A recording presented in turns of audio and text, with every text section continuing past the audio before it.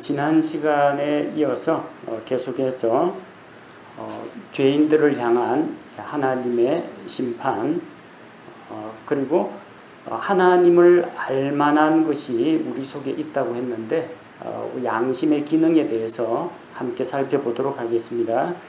지난 시간에 우리가 다루었던 내용을 잠시 복습을 하자면 사람들 가운데에서는 다른 사람들에 비해서 도덕적으로 조금 더 선하고 또 다른 사람보다 상대적으로 착한 사람들이 있다고 했습니다. 우리가 말하는 도덕주의자들입니다. 그런데 도덕주의자들은 자기 스스로 선하다고 생각하기 때문에 자기의 기준으로 다른 사람들을 판단하는 경향이 있습니다. 어떤 영역에 있어서는 도덕주의자들이 다른 사람들에 비해서 뛰어난 점이 있는 반면에 그들은 완벽하진 않기 때문에 또 다른 영역에서는 그들 역시 죄를 짓고 있습니다. 그렇기 때문에 도덕주의자라고 할지라도 하나님 앞에서 심판을 받는다는 것에는 변함이 없습니다. 차라리 자기가 죄인이라는 것을 절실히 깨닫고 고백하는 사람들보다도 스스로 착하다고 믿는 이 도덕주의자들이 복음을 받아들이기가 더 어렵다고 했습니다. 그래서 이방인이든 유대인이든 간에 죄를 지은 사람들은 하나님의 심판을 받게 된다고 했습니다. 하나님의 심판은 어떤 식으로 이루어지느냐? 하나님은 거룩하고 의로운 심판을 내리십니다. 11절에 보니까 이는 하나님께서 사람들의 외모를 중시하지 아니하시기 때문이라. 하나님은 사람들의 외모를 중시하지 않으십니다. 사람의 속 중심을 보신다는 이야기입니다. 외모라는 게 반드시 얼굴, 피부, 생김새, 용모만을 말하는 건 아닙니다. 그 사람이 백인이냐 흑인이냐 하나님은 관계치 않으십니다. 그 사람이 유대민족이냐 아니면은 아시아계 사람이냐 아랍 민족이냐 하나님에게는 사람들이 그분 앞에서는 다 똑같이 평등합니다. 그가 남자인지 여자인지 또 그가 자유인인지 노예인지 하나님께서는 그 사람들의 외모나 그 사람들의 배경을 가지고 사람들을 판단하지 않으십니다. 신명기 10장 17절 말씀을 보니까 주 너희 하나님은 신들의 신이시요 주들의 주시며 위대하시고 능하시며 두려우신 하나님이시니라. 그분은 사람들의 외모를 중히 여기지 아니하시며 대가를 받지 아니하시고. 세상 법정에서는 외모가 통합니다. 그래서 유명 연예인들, 판사 같고 유명 연예인들을 좋아하는 사람이 있으면은 형을 감해주기도 하고 다른 사람들은 모르겠지만 편의를 봐주기도 합니다. 또 이 재판관들도 나중에 자기가 어떻게 될지 모르기 때문에 대재벌 그룹 총수들 함부로 건드리질 않습니다. 다른 사람들에 비해서 관대한 판결을 내려줍니다. 또 어떤 재판관은 공정하게 재판을 해야 되는데 상대방이 가난하고 약하고 사회적으로 소외된 자다. 그럼 동정심에서 그 사람의 편의를 봐줍니다. 법대로 하지 않고 가난하다고 봐주고 부자라고 봐주고 권력자라고 봐주고 연예인이라고 봐주고 여러 가지로 사람들의 외모를 봐줍니다. 하나님에게는 그런 차별이 없다는 것입니다. 하나님은 공정하게 심판을 하십니다. 하나님이 자기 백성 유대인들은 나의 택한 백성이니까 조금 더 우대해 주거나 이방인들은 하나님을 모르는 사람들이기 때문에 더 엄격하게 재판을 하지는 않는다는 겁니다. 우리가 앞서 살펴본 것처럼 먼저는 유대인의 혼유예요. 또한 이방인의 혼유예매요. 또 선을 행하는 각 사람에게 영광과 존귀를 주시는 것도 먼저는 유대인에게 또한 이방인에게 하나님의 은혜도 하나님의 의로운 심판도 유대인이나 이방인이나 차별이 없다고 했습니다. 유대인들도 죄 지으면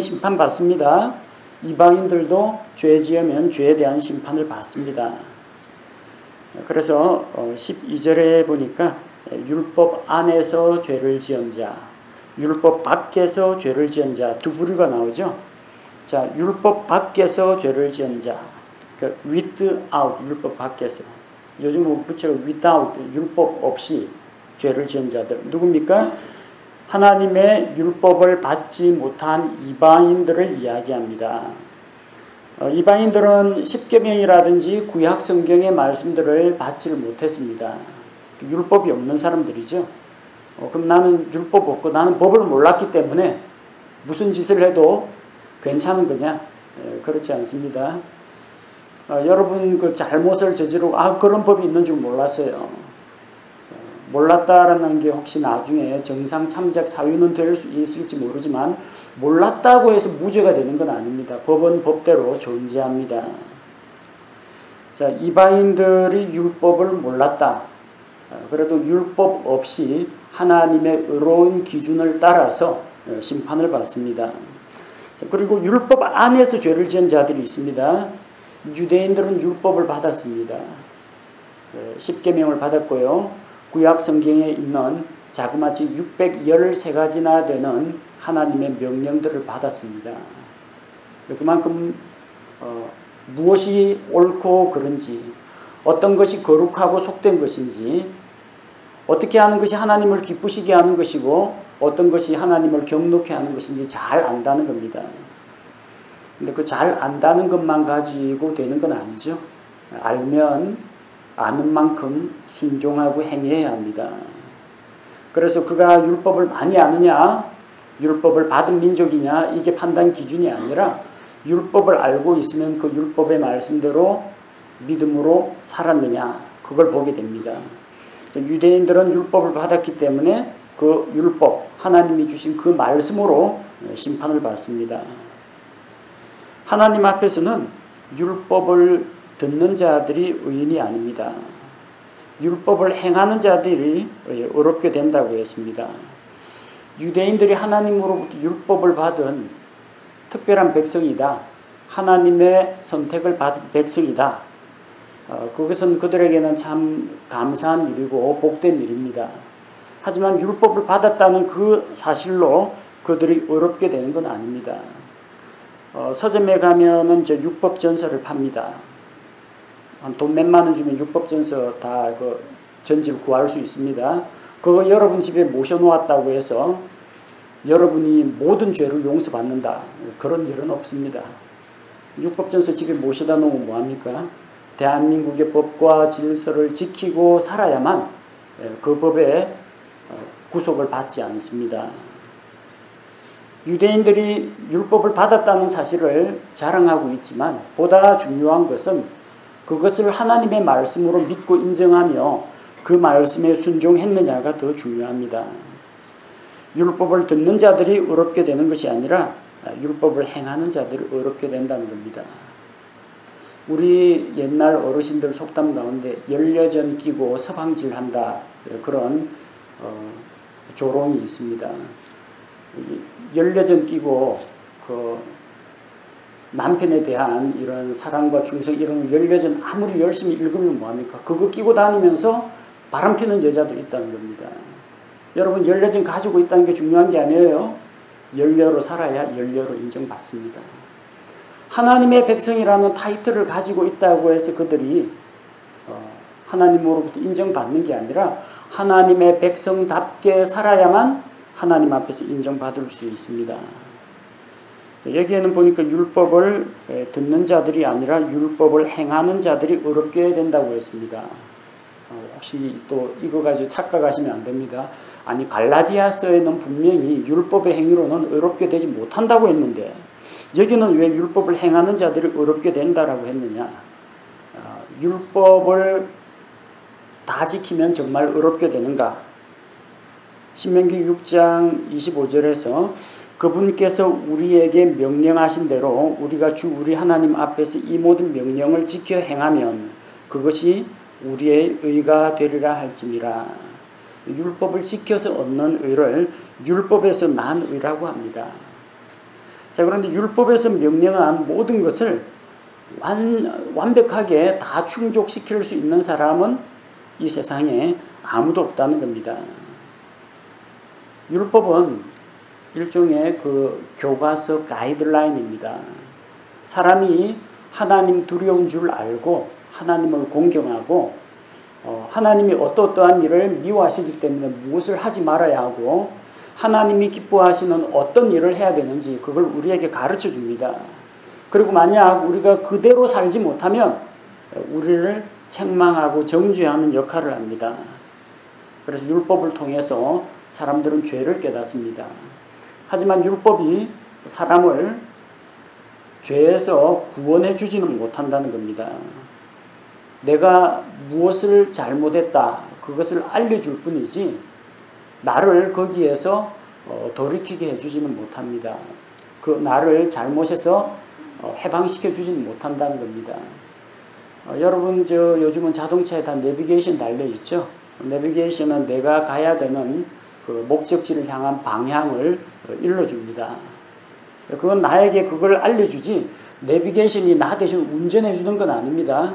내비게이션 이쪽으로 가라고 했는데 내가 억지로 핸들 꺾어가지고 잘못된 길로 가면은 경로를 이탈하였습니다. 경로를 재설정합니다. 그러면서 또 새로운 길을 또 가르쳐 줍니다. 또 그것도 무시하고 가면은 계속해서 내비게이션이 잔소리를 하기 시작합니다. 하지만 내가 잘못된 길로 들어섰는데 내비게이션이 강제로 나를 잘못된 길에서 구출해다가 올바른 목적지로 데려다 주지는 않습니다. 차를 움직이는 것은 내비게이션이 아니라 안에 있는 엔진입니다. 그리고 그 방향을 설정하는 것은 내가 주행장치하고 조향장치를 가지고 조정을 해야 가능한 겁니다. 율법은 내비게이션처럼 옳고 그른 것, 어느 것이 올바른 길인지를 보여줄 뿐이지 사람을 강제로 착한 사람으로 만들어주진 않습니다. 자, 율법에서 난 의로는 어렵다고 인정을 받지 못한다고 했습니다. 근데 본문에는 왜 율법을 행하는 자들이 어렵게 된다고 했습니까? 누가 율법을 행할 수 있습니까? 율법을 단순히 율법 조항들을 지킨다고 해서 사람이 어렵게 되는 건 아닙니다. 구약시대 사람들은 어떻게 어렵다함을 받았습니까? 하나님의 율법의 말씀을 하나님께서 주신 말씀, 하나님의 권위 있는 말씀으로 믿었습니다.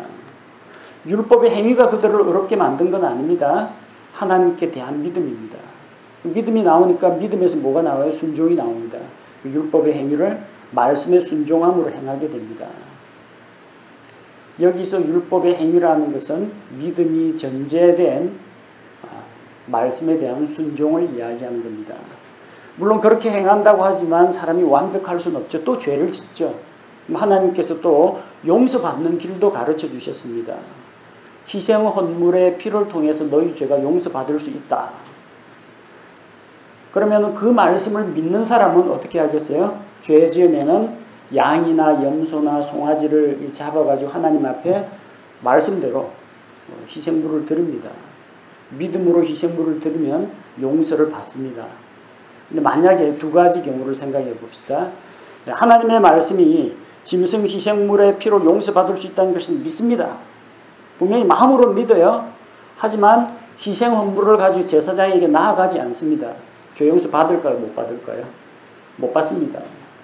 믿음은 있는데 믿음의 행위가 따르지 않잖아요. 관념적으로 자기가 믿는다고 생각만 하는 겁니다. 이거는 죄 용서 못 받습니다. 하나님의 말씀은 믿지 않습니다. 레위기에 기록된 제사율법은 전혀 믿지 않습니다. 아이 짐승 피가 무슨 내 죄하고 무슨 상관이고 나를 어떻게 보이는지 믿지 않습니다. 근데 아버지가 시키니까 어쩔 수 없이 울며 겨자 먹기를 빨리 양 가지고 가서 제사장에게 나가라고 하니까 그런 잔소리 듣기 싫어가지고 어쨌든 마음속으로는 못마땅해 죽겠지만 아까운 양 하면서 양 끌고 가가지고 잡았습니다. 짐승 피 드렸습니다. 용서 받을까요? 못 받을까요? 용서 못 받습니다. 왜? 믿음이 없기 때문에. 믿음이 없는 희생물입니다. 이거는 그냥 돼지 목을 꺾어서 바치는 것이나 다름없다고 했습니다. 구약시대 사람들은 율법의 행위로 어렵게 된 게 아닙니다.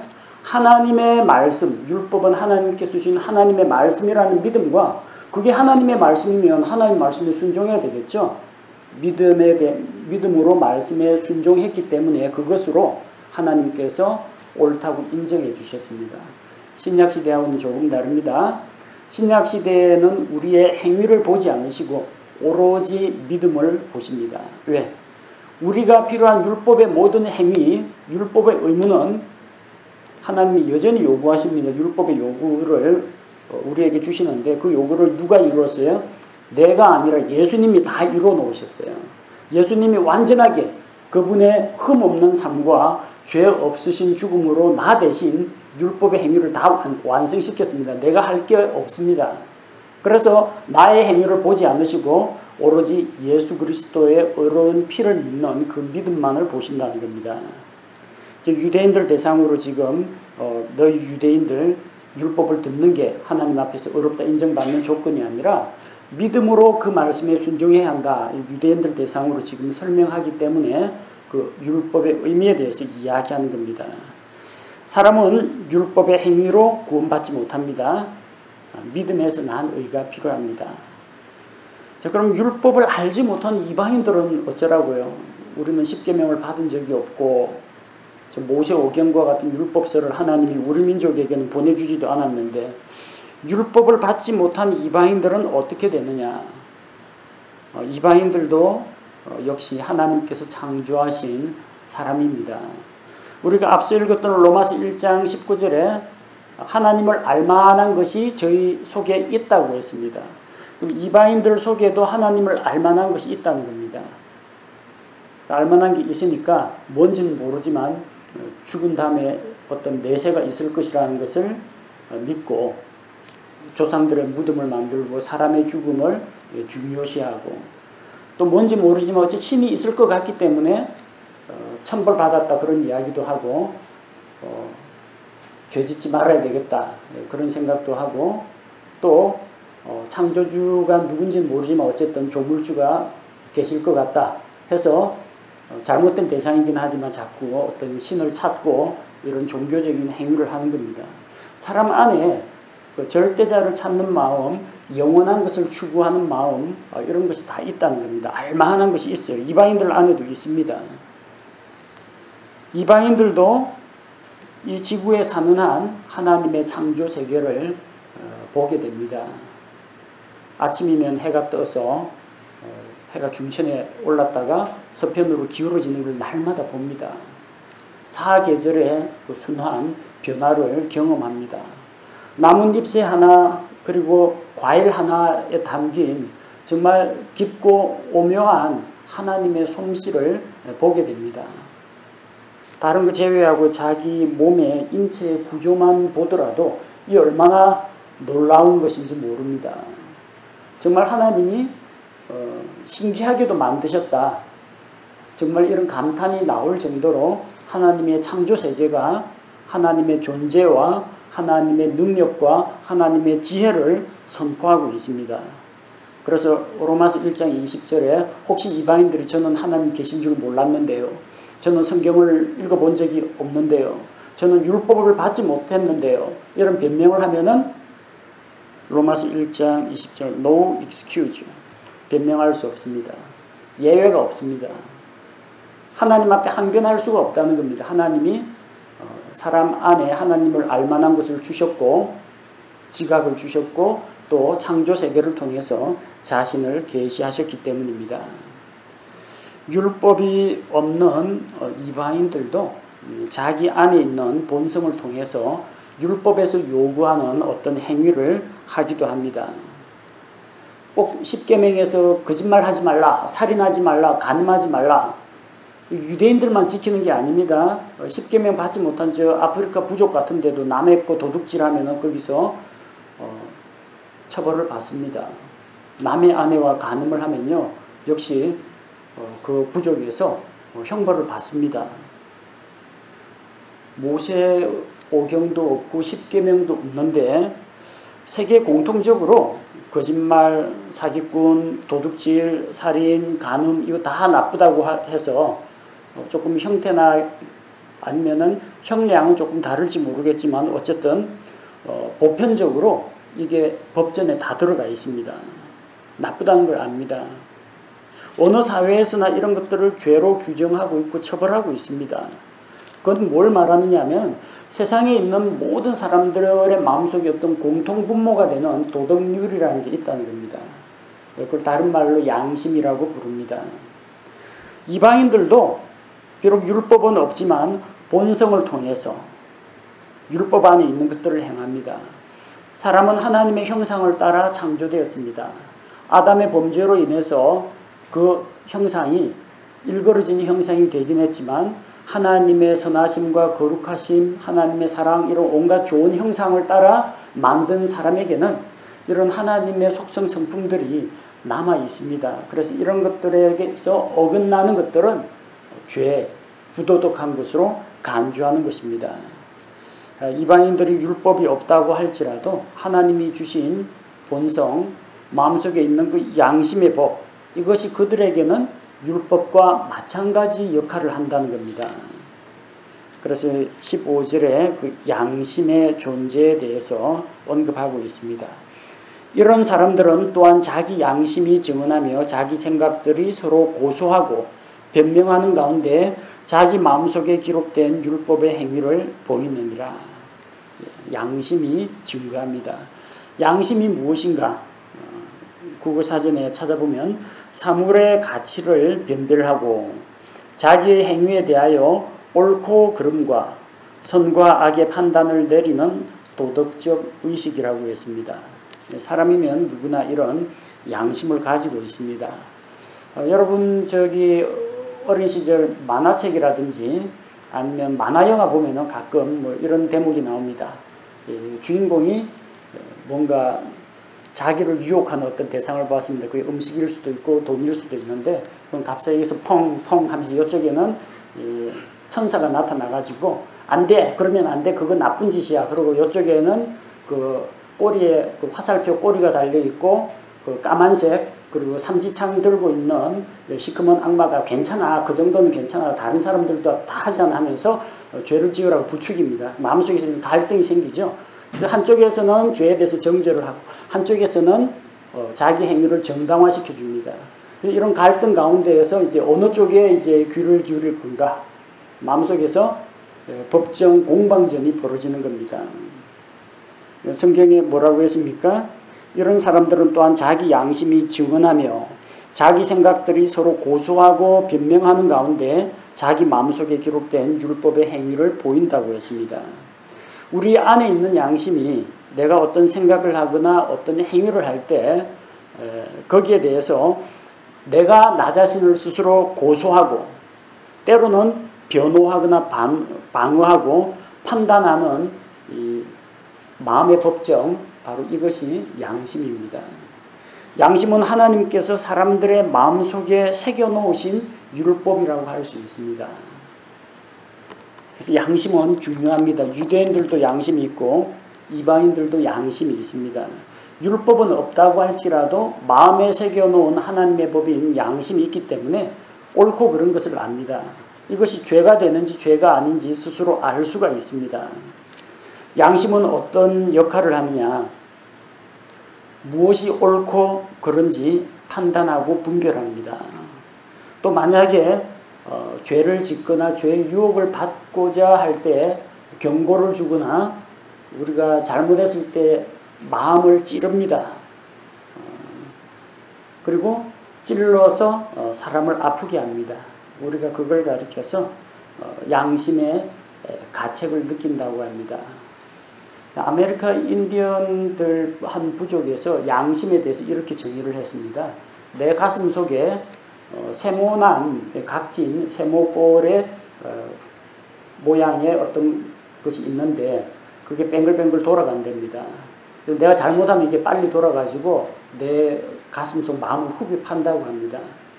근데 나중에 이게 하도 내가 나쁜 짓을 많이 하면 점점 이게 닳아져가지고 삼각형이 아니라 동그랗게 된다고 합니다. 그때부터는 나쁜 짓을 저질러도 마음이 아프지 않게 된다고 합니다.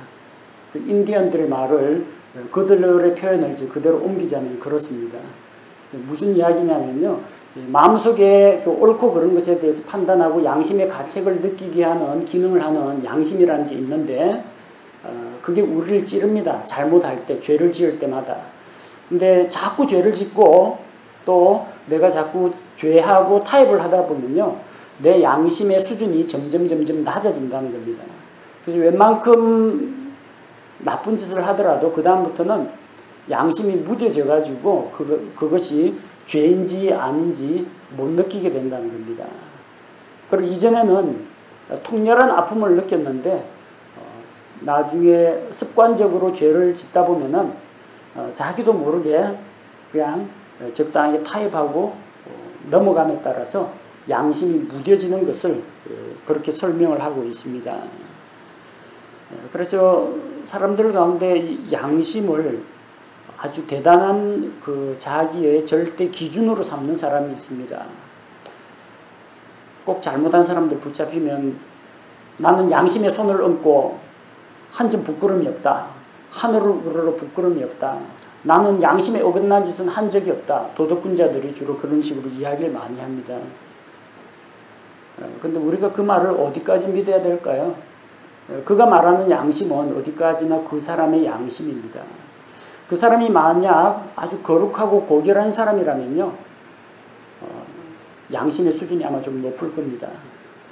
근데 죄를 습관적으로 밥 먹듯이 죄를 짓고 또 아주 흉악한 사람이라면 그야말로 양심에 털난 사람, 양심에 철판 깐 사람, 그런 사람은 웬만큼 잘못을 저질러도 전혀 영향을 받지 않습니다. 양심이라는 게 상대적입니다. 사람들마다 양심의 수준이 천차만별이에요. 이 사람이 말하는 양심하고 저 사람이 말하는 양심하고 수준이 전혀 다르다는 겁니다. 따라서 난 양심을 따라 살았다 라고 하는 것은 나는 내 기준에 따라서 살았다라는 이야기이지 내가 절대적으로 거룩하고 의로운 삶을 살았다는 이야기는 결코 아니라는 이야기입니다. 양심을 따라 사는 것은 좋은 일입니다. 양심에 어긋나는 일을 하는 것보다는 낫겠죠. 근데 그 양심조차도 우리는 믿을 수가 없다는 겁니다. 죄로 인해서 양심도 타락했기 때문입니다. 유대인들은 율법을 지켜서 구원을 받는가? 그렇지 않습니다. 하나님의 말씀을 믿음으로, 아브라함은 율법을 지킴으로가 아니라 하나님의 약속의 말씀을 믿음으로 의롭다함을 인정받았습니다. 그리고 그 믿기 때문에 하나님의 말씀에 따라서 희생물을 드렸고 하나님의 언약에 따라서 자기와 아들들에게 할례를 행했던 것입니다. 믿음이 있으면 말씀에 대한 순종이 따라가는 겁니다. 자, 이방인들은 율법이 없지만 양심을 따라 살면 구원을 받는가? 그렇지 않습니다. 양심대로 살면 양심적인 사람은 될 수 있을지언정 거룩하고 의로운 사람은 될 수가 없습니다. 물론 이제 선한 양심을 가지고 양심의 목소리에 귀를 기울이는 것은 우리 모두에게 필요합니다. 하지만 그게 우리를 어렵게 만들어주진 않습니다. 사도 바울이 사람들 앞에서 간증할 때 사도행전 24장 16절에 이 소망 속에서 나는 하나님과 사람들을 향하여 항상 양심에 실족하게 하는 일이 없도록 스스로 힘쓰나이다. 그가 말하는 양심은 어떤 양심입니까? 그는 예수 그리스도를 믿고 어렵게 되었습니다.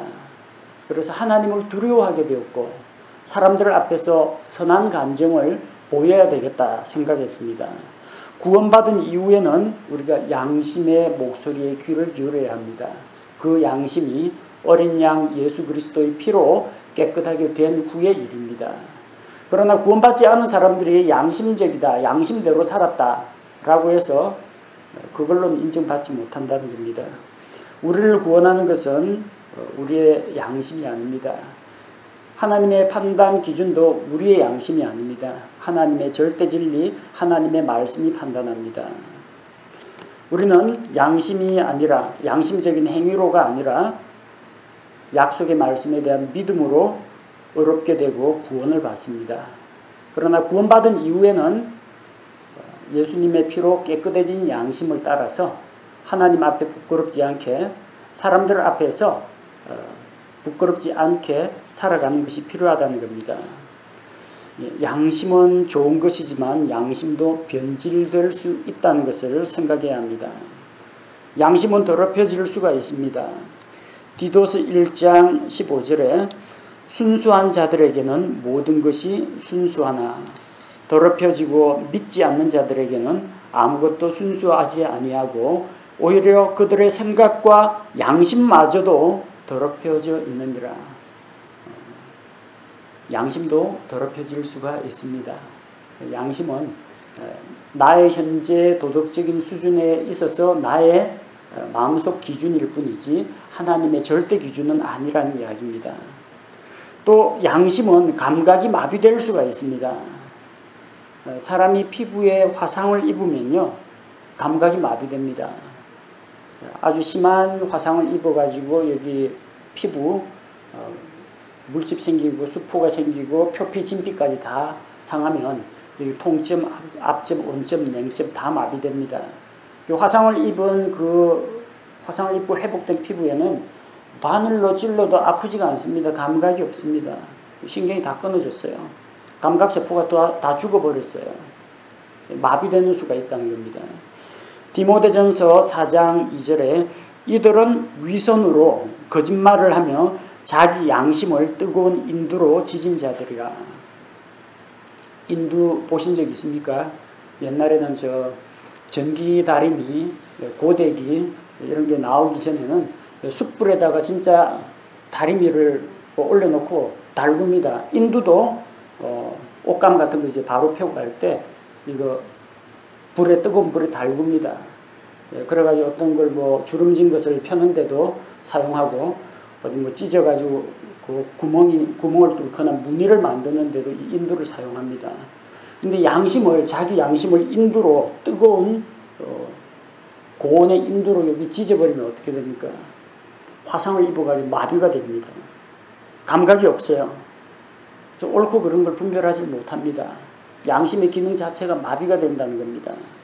이런 사람에게 양심에 따라 살아라, 양심적으로 행했다, 이런 것은 아무런 가치가 없는 겁니다.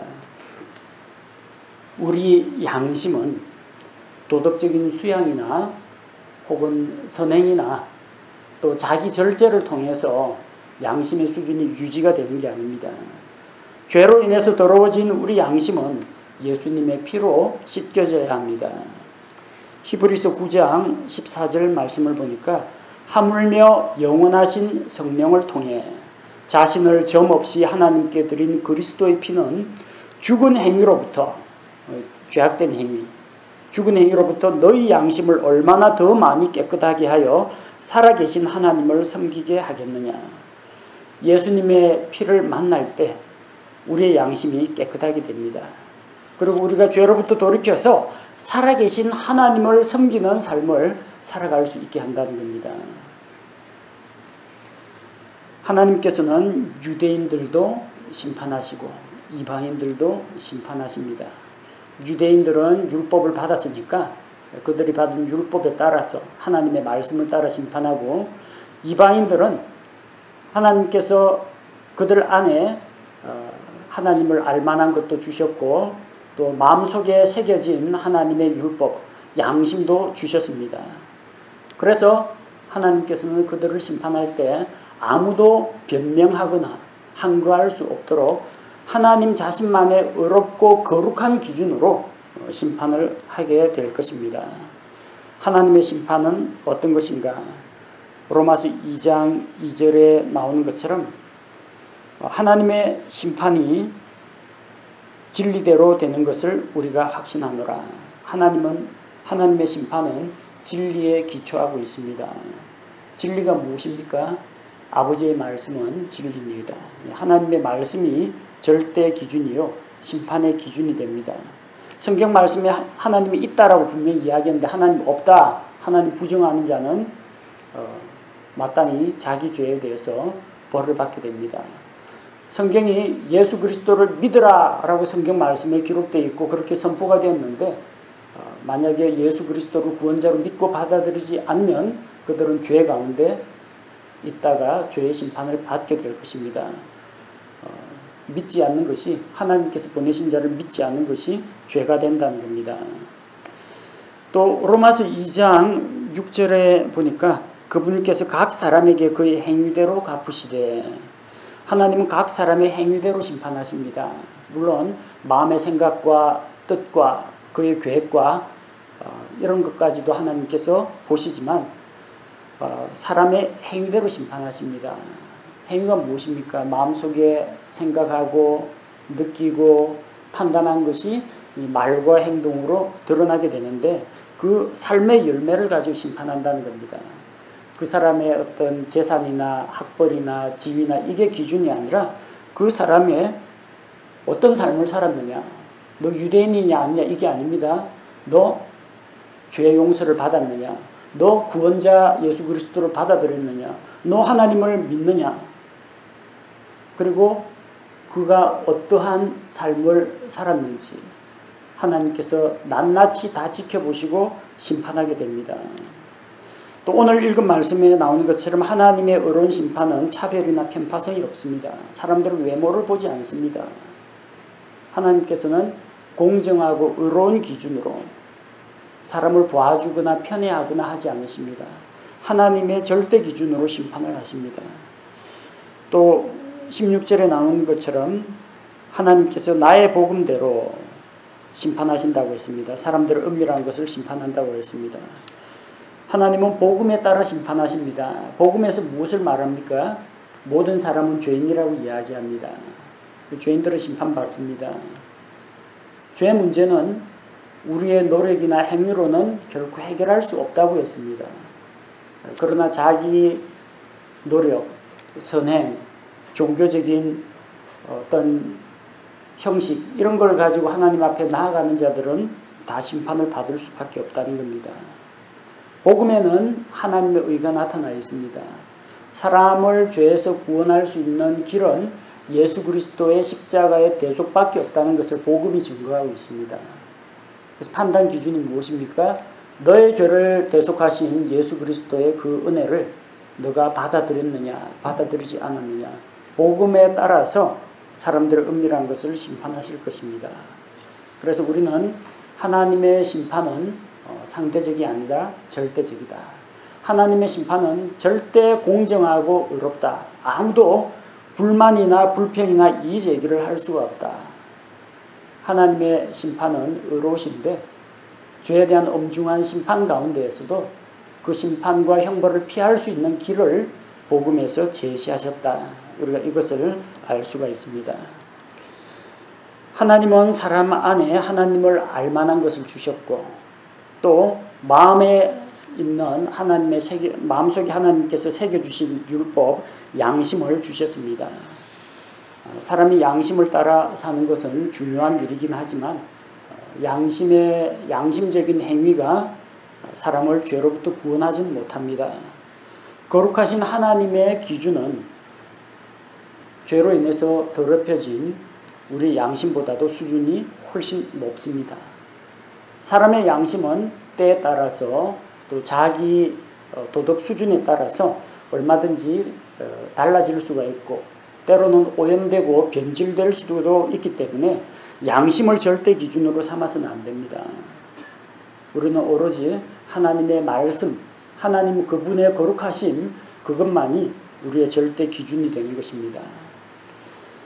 구원받은 성도들은 예수님의 피로 말미암아 자기 양심을 깨끗하게 한 후에 선한 양심을 굳게 붙들고 양심대로 살아갈 필요가 있습니다. 디모데전서 1장 19절 말씀처럼 믿음과 선한 양심을 붙들라. 어떤 자들이 그것을 버리고 믿음에 관하여는 파선하였느니라. 예수님을 믿고 구원받았죠. 구원받았으니까 이제 마음대로 살아도 된다. 구원받았으니까 최소한 지옥은 안 갈 거니까 그런 식으로 생각하면 안 됩니다. 믿음과 뭐가 필요해요? 선한 양심. 예수님의 피로 깨끗하게 된 선한 양심을 따라서 선한 삶의 간정을 드러내야 합니다. 구원받고 회개한 증거를 삶 가운데에서 말과 행실로 하나님과 사람들 앞에서 증거할 수 있어야 합니다.